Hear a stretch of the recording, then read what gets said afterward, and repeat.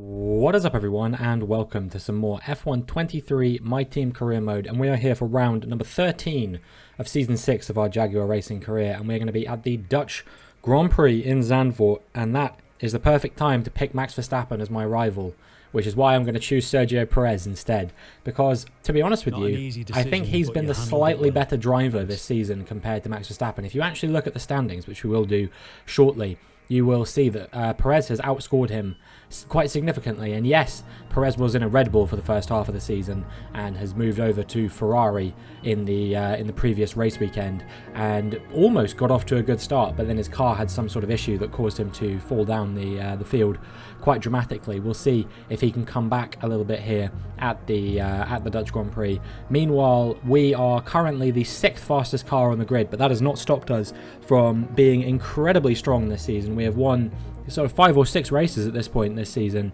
We're one of the only repeat winners, along with Lando Norris, who's won 2 races this season. We currently sit 16 points ahead in the drivers' standings, 70 points ahead in the constructors. Then it's Charles Leclerc, George Russell, Sergio Perez and Oscar Piastri rounding out the top 5 there. So we'll see if any movement is going to happen in the drivers' standings, but things are definitely looking good for us. We have arrived at the summer break, just a little bit over halfway through the season at this point. We had round number 12 at the Belgian Grand Prix last time. If you've not watched that one yet, I would definitely recommend going and checking it out, because it was, in my opinion, a pretty good race. We got the sprint victory, we got the race victory. Things really couldn't have gone better, and we had such an amazing battle with Oscar Piastri. Genuinely one of my favourite battles I think I've had with another driver in the Formula 1 game series, maybe ever. Just constantly back and forth, not knowing who was going to win. It was a thrilling roller coaster of a race, and hopefully this race here in Netherlands can be even half as good as that race was, but we'll have to see how the race weekend unfolds. For now, it's just about managing the gap at the top as best we can, trying to outperform Charles Leclerc where we can, and trying to outperform George Russell, Oscar Piastri, Sergio Perez, all the people who theoretically have a chance of dethroning us. But that said, we're only on 171 points at this stage in the season, which, it is a fair amount. It's not a small amount by any stretch of the imagination, but our advantage is pretty small over most of the drivers. So there is a very realistic possibility if someone else goes on a bit of a tear. Even Max Verstappen, he's down in something ridiculous like 10th at the moment in the drivers' standings. But if he, gets himself on a winning run, there's all the chance in the world that we could see him, making a championship comeback or something like that. Meanwhile, in practice, it was a bit of a strange session because it was dry at the very beginning for the first lap I did, and then it got wet basically at the end of the first lap I did on the hards, and then I did the rest of the session in the wet, and then at the very end it went dry again. So we didn't really set a representative lap time for the dry, which I believe it's going to be dry for the entirety of the race and qualifying as well. So yeah, unfortunately I didn't really get a chance to do much practice on a brand new setup in a more sort of representative condition of what the race is going to be like. So hopefully the setup will be good for us here, and we will see how we can go as we get into qualifying now for the Dutch Grand Prix. We're on our first flying lap on that fresh set of soft compound tyres, and the times that people are doing right now around the 108s or so, and we do a 108.6, which is good enough for P5 at the moment, behind Liam Lawson in the Williams. But I mean, he's having a pretty decent season, so I don't know, that might actually be a pretty decent lap time. We'll see. Currently in 19th as we make our way around the final few corners, and actually it's looking a little bit scary for us, like we might get knocked out here in Q1, but I think we're probably improving just about by enough. It's a 108.1, our final time here in Q1, and that is good enough for P11. So we do get through to Q2, but you'd have to say we want to find some significant improvement over that before Q2 and Q3 if we want any chance of making it through to the final session and getting a good qualifying result. Knocked out here, both Alpines of Vesti and Gasly, Joe in the Alfa Romeo, Fittipaldi in the Williams, and both of the AlphaTauris of De Vries and Stroll. Vesti so far yet to make it out of Q1, and just 5/10ths away on this occasion, or 500ths away I should say, from being ahead of the car ahead of him. And it'd be quite unfortunate, I suppose, to be out in Q1 there. Meanwhile, Esteban Ocon as well only went 15th fastest there, having left Alpine just a couple of races ago. He not really showing the level of performance you would expect for a Red Bull driver, but maybe he'll be able to string something better together here in Q2, much like I have, a 107.7 on a used set of soft compound tyres.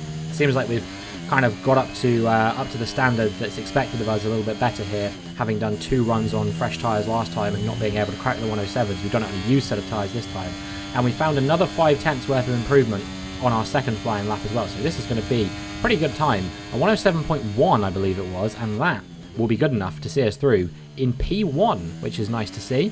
And hopefully we'll be able to do that level of lap time again in Q3. But between you and me, that lap I did, that second lap, was probably one of the best laps I've ever done around Zandvoort. So Leclerc has made it through in P10, but knocked out. We've got Albon, Doohan, Pourchaire, Sargent, Sonoda, and Magnussen. And yeah, no particularly big surprises here, I would say. Maybe Albon being knocked out is a little bit surprising, but I don't know who I would really swap out with him. Maybe like Lawson or something getting through is not completely a given, but I mean, look, he's having a cracker of a season in that Williams, and you know, he's been consistently challenging for points, even challenging for podiums on a few occasions as well. There was that race last season as well, I believe it was, where Lawson was challenging me for the win in Canada, and you know, came quite close to getting it. He got on the podium in Monaco as well. He is a pretty solid driver, Liam Lawson.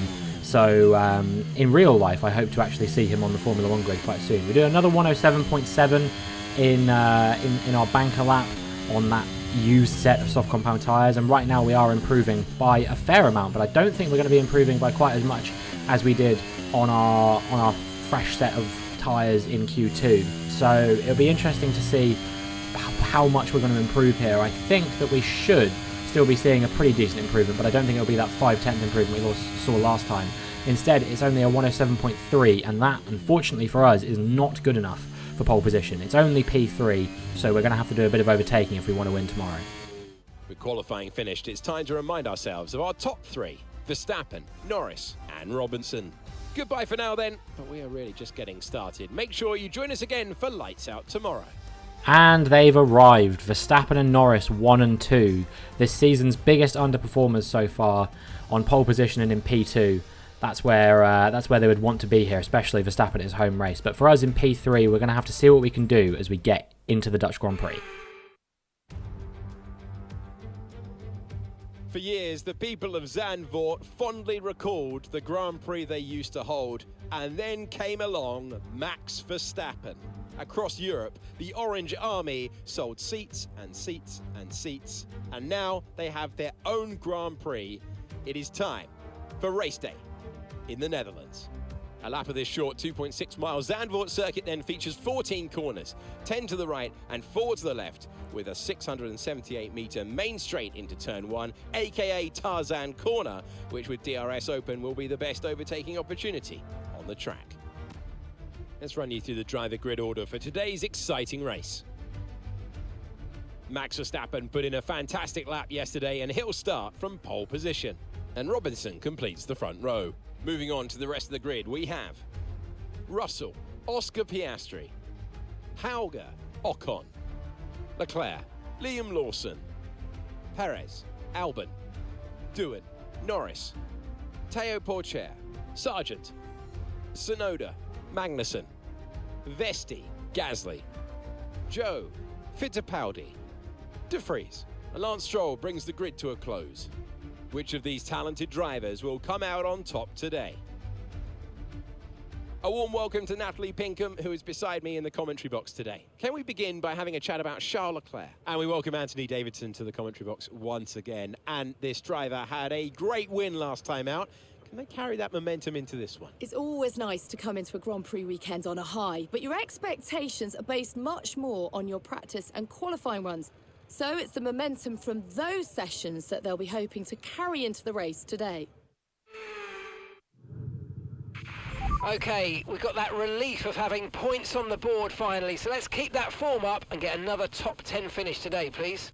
I feel like the podium has got to be the aim here, because I know that I have a tendency to go backwards here in Zandvoort. Obviously last year, if you watched the Dutch Grand Prix that I took part in Season 5, we suffered quite heavily actually, and we started quite high up if I remember correctly, but we fell down to something ridiculous like P14 in the end. It was not the best race for us, So yeah, starting P2 here. Hopefully we'll be able to challenge for the podium, but we may have to settle for sort of a slightly lower points finish. Our closest rival in the championship, Charles Leclerc, is all the way down in P8, I believe, but he may have gained a position off of that Norris penalty that also has allowed me to move up to P2. So yeah, hopefully some big points for the both of us today, but hopefully I can outscore him. We'll see what we can do as the lights come on and the lights go out. And we've had a good getaway, but not quite as good as Max Verstappen here on this occasion, I think. He defends to the inside of the first corner, but I don't think that we're going to be close enough to go for a move on him. And for the first time in a few races, actually, I think, we've not managed to make up a few positions if we're not starting on pole position. You know, this is probably the first time that I've actually kind of held position from lower than P1 on an opening lap. And, well, we're going to have to see if we can stay with him, because right now he's pulling away quite dramatically. Max Verstappen, he will want to win his home race. I don't think he's actually done it yet in this career mode. I could be wrong, but yeah, Verstappen, for whatever reason, not quite as powerful in that Ferrari as he perhaps is in real life. He wasn't in the Aston Martin or in the Red Bull either, and just kind of is a sort of sporadic victory achiever that generally has quite inconsistent qualifying form that doesn't always set him up amazingly well for the race. Yes, he got pole position here, but yeah, Max Verstappen showing that you know, anything can happen in these sort of virtual interpretations of the Formula One calendar, because just, yeah, it's not materialised for him for whatever reason, and probably won't materialise for him this season. But what might materialise is an Oscar Piastri victory if he can set off after Max Verstappen. But before he can do that, he's going to have to overtake me, as I'm a bit of a rolling roadblock for the Australian at the moment. Very slow in a straight line. We've got our car set up nicely for the corners, and especially in the low-speed corners, we are very fast here today, using 50-46 wings, in case you're wondering. I usually go a little bit less downforce than that, but I decided, you know, I'm usually slow in a straight line anyway here, and I'm slow through the corners, so I might as well try and eliminate one of those problems. And I opted to go for the corners because there's only one really particularly long straight here that I feel like is an overtaking opportunity. So eventually we did get passed by Oscar Piastri, as you will have seen there, and we kind of just ran our own race for a little bit, but now we're coming under pressure here from Russell and Albon. And because Albon dived up the inside of Russell there, Russell had no choice but to drive into the side of me. And let me tell you, that really frustrated me that he did that. So I just was like, well, I'm going to send it back on him. We're just going to try and send it on him as much as we can. I tried to go around the outside, but we get onto the curb too much there, and that counts, unfortunately, as an illegal overtake. So we're going to have to give that position back to George Russell now, and try again a little bit later on, see if we can get back past him. But overtaken by Albon, overtaken by Russell, we have been unceremoniously booted off of the podium here in Zandvoort, and hopefully we will be able to try and fight our way back a little bit later. I think the hard tyres might be a bit nicer for us. You'll see a little bit later on, here we go, that these tyres were really overheating for me. Despite the fact I didn't even feel like I was pushing that hard on them, we were really struggling on them, and that was just causing me to be a bit of a sitting duck once we got to the straights, because I wasn't pulling away in the corners like this setup is designed for us to do. So that caused us to lose a position to Hauger here in lap 11, on the way into lap 11, and well, Dennis Hauger once again looking like he's going to be good for a top 5 finish. He's been remarkably consistent in this stage of the season, constantly finishing in sort of quite high scoring, points paying positions. I don't know whether he'll be involved in a championship fight a little bit later on. Now we're coming under pressure from the Red Bull of Esteban Ocon as well, and we'll see if he can mount a challenge possibly. But as we make our way onto lap 13, Oscar Piastri has some kind of mechanical problem. Once again, he will not win this race. He is just having the worst run of luck this season. You know, he couldn't get past me in the previous race to win the race. He fell from pole position in the French Grand Prix. Oscar Piastri should have had maybe 3 or 4 wins by this point this season, and it was looking good for him to maybe overtake Max Verstappen and get it here. But now it's looking like Oscar Piastri is going to struggle to even score points unless he can get on top of this mechanical problem fairly rapidly, because he's already looking like he's going to fall behind me as we tap the gearbox of Oscar Piastri there. I have to check I've not got any damage. Unfortunately, it seems like we've gotten away with it, but we're going to try and go around the outside of him here and make a bit of contact with the Australian driver, but fortunately I don't think either of us get any damage from that. And hopefully with the mechanical issue, he'll hold up some of the cars behind us enough. Meanwhile, out in front, Max Verstappen, he is absolutely storming away with this, and I don't think much is going to stop him from winning this race, apart from this spin right here, which has suddenly stopped him in his tracks, but not as much as it stopped Albon and Russell in their tracks. Both of them have crashed, and they are out of the race. Suddenly, two cars directly in front of me are out, and we will see what that looked like from my perspective as well. You can see Hauger directly in front of me. Fortunately, wasn't close enough to the action to really get caught up in it in the same way that I did. But of course, you may not be surprised to learn that that has brought out a red flag, which is convenient for me because I was planning on boxing this lap anyway. So free pit stop, and hopefully we'll be able to capitalise on the fact that we don't have to make the pit stop here in Zandvoort, as we're just going to switch onto a set of hard compound tyres to the end of the Grand Prix now. So yeah, anyone if they start on hards, unlucky, because I feel like the mediums will definitely be going off towards the end of the race. And for us now, it's just a case of seeing what we can do. We'll be starting P3, I believe, with Russell and Albon out of the race. We've got Hauger and Verstappen ahead of us, and we will see what we can do as the lights come on. And the lights go out. And as if it wasn't bad enough that Max Verstappen had that 5-second penalty for what was deemed to be his fault that he spun and caused the elimination of both Russell and Albon from the race, he also had a horrendous start there and has fallen down into P3. So Max Verstappen just really completely up against it now at his home race. He'll have to try and get ahead of both me and his former teammate Dennis Hauger and see if he can gap us by 5 seconds in the next 20 laps. You know, you would hear that and you would go, Max Verstappen gapping the opposition by 5 seconds? That's child's play. But in this career mode, no. It is very unlikely, I think, that Max Verstappen is going to gap us by quite that much. But he has stayed very close to me as we made our way through the first lap on the red flag restart, and as we make our way into the first corner, he is going to make this overtake and he will be moving up into P2. Max Verstappen in the Ferrari now just has to try and overtake Dennis Hauger if he can, and after he's done that, he will have to gap us by 5 seconds over the next 18 laps to get the win here. You can see that he has overtaken Dennis Hauger as we make our way towards the start of lap 23 here, but he's not gapped us by anywhere near as much as he would have to in order to make it work. I'm coming under pressure from Esteban Ocon, who's made his way up into P4. Leclerc, given that he was in P7 before the red flag and 2 cars were eliminated, I would have expected him to be in a higher position than this, but right now he is quite far down. I think he's in about P10 or P9 or something like that. So yeah, while we're holding on to P3 quite nicely at the moment, it's not going particularly well for my teammate. Meanwhile, there's a yellow flag here as somebody else is retiring from the Grand Prix, and we will see who that is in just a moment, because yeah, maybe this could bring out a safety car or a red flag or something like that. It's actually the other Ferrari of Sergio Perez. Whilst his teammate is leading the race, he will not be finishing the Grand Prix, Sergio Perez. He will be retiring from the race and parking up at the side of the track. Disappointing start to his Red Bull career, and maybe Daruvula was onto something by getting out of there, because this car has just been plagued with issues in the first 2 races that Perez has been there.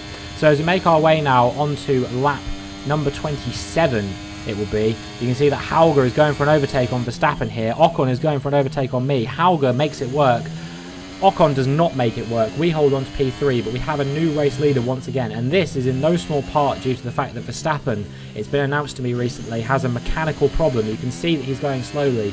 As if it wasn't enough that he had the spin, had the penalty, had that poor restart, he's also now got a mechanical problem. Max Verstappen was simply not scripted to win this race today, no matter what happened.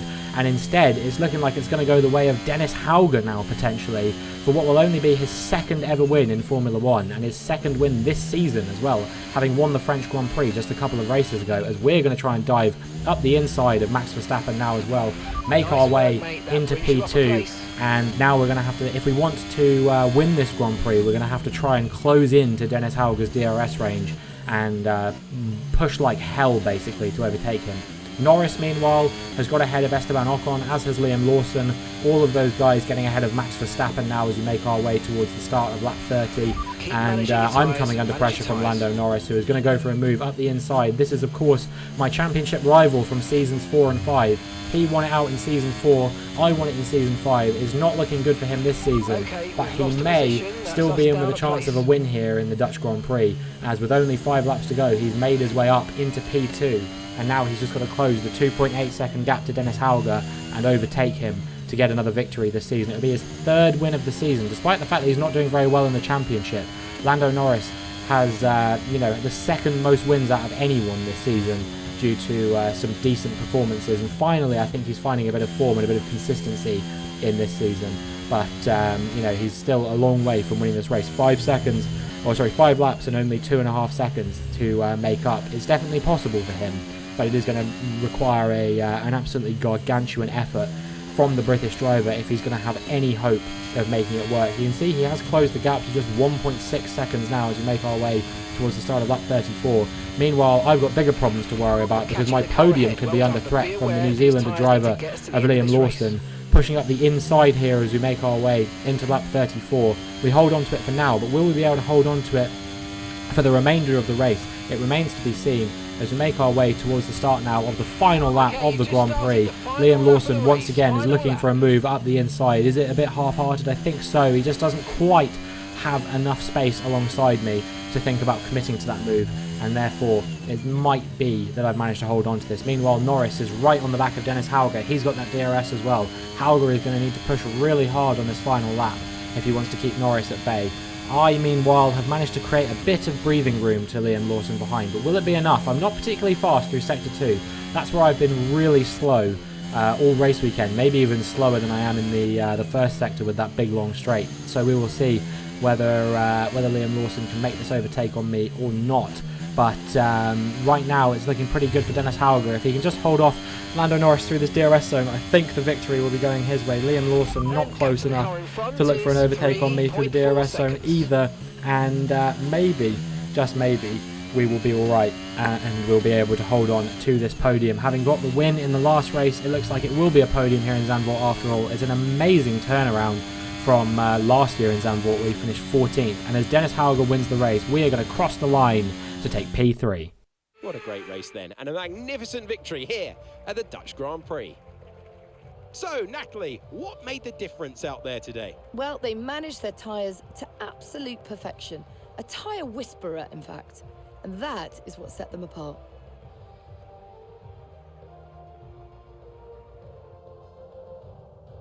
Aston Martin's performance today has shown that they can be competitive with the biggest names in the sport. They're making their way out onto the podium now as we speak, and the reaction from the crowd must be incredibly uplifting for them. Well, with the wealth of experience that he now has in Formula 1, his 5th season in Formula 1, Dennis Hauger has claimed 2 wins so far this season. He joins Lando Norris to have 2 total wins this season, the 2nd highest number of anyone on the grid other than myself, of course, and it will be Lando Norris, the aforementioned Lando Norris, taking P2, myself in P3. As far as results in Zandvoort go, that bodes pretty well for the rest of the season because this is one of my weakest tracks, so I'm very happy with that. Robinson increases their championship lead. Let's see what effect this result has had on the drivers' standings. Let's focus on driver of the day, Natalie Pinkham. Come on, who do you pick? Dennis Hauger gets my vote today. It's time to check out the constructors' standings. The owner-drivers team moved to the top of the table. It was also a strong Grand Prix from Haas F1 this weekend. Fantastic work from the American team to move themselves further up the table. Been an absolutely wild weekend of Formula 1 action. I can't wait to see what's next. Well, we extend our leads in both championships today, with Russell failing to finish the race, and Ocon, I think, could only come home in about P4 or P5. It means that we do extend our advantage over Red Bull in that Constructors' Championship. Leclerc could only muster P7 from P8 on the grid, or maybe even P7 on the grid. To only get P7 is not really what I was expecting from the Monegasque driver. I was expecting a bit more from him, given the imperious form that he showed, especially when it comes to overtaking over the course of this season. I was hoping for a little bit better from him, and it seems like maybe his championship challenge is just starting to peter away a little bit as we've extended our lead to 25 points now. We now are in that nice position where we can actually have a bit of a stinker of a race, and it shouldn't affect our championship lead unless Charles Leclerc goes on to win with fastest lap. There'll be no way for us to lose the lead on the next race, even if we have a DNF. So yeah, it is looking pretty nice for us right now. Obviously, we do still have to worry about reliability a little bit because the engine has not received its full complement of upgrades, and so reliability is a little bit poor. But I'm not expecting a regulation change this season, since we just came off the back of a regulation change that affected 3 departments. Ultimately, though, it didn't really have a massive knock-on effect on the performance index. Any performance that was lost for any cars was very quickly recouped, and yeah, I anticipate that any regulation change like that for the rest of my career now will probably be quite similar. All the teams are just in such a strong position when it comes to resources that a regulation change doesn't ultimately affect them too much. So yeah, we're looking pretty good here in this career mode now. Just 10 races left to go in this season, so we'll be actually coming to the end of the season in the not too distant future. It feels like when I'm recording them these take forever, but actually we make our way through these seasons remarkably quickly. It was only a few weeks ago that we finished season 5, and already we're looking to season 7 potentially. But you know, I got to focus on the task at hand for the time being. We still have another 10 races to keep it going. That's a potential 260 points that can be scored, and we've only got a 25-point advantage in the championship, so things could very easily go wrong for us still. Charles Leclerc could easily make up some ground on us in the championship, especially in a race that I'm sure, even though he's no longer racing for an Italian team, he will hold quite dear to his heart. I am, of course, talking about Monza, which is a race that he, of course, famously won in Ferrari back in 2019. And yeah, he's had some pretty standout performances there in the Ferrari in previous seasons of this career mode as well. So yeah, I'm sure Leclerc will be keen to deliver a good performance there, as will I, quite frankly, because we do want to make sure that we can cause a bit of an upset and frustrate the Tifosi by not allowing their star drivers Verstappen and Perez in that Ferrari to get the victory there. So yeah, it's going to be a big weekend for us, and hopefully we'll be able to deliver strongly in that next race in Monza as well. But that is going to be it for this video. So if you enjoyed, please make sure you like and subscribe, and hopefully I will see you in the next one.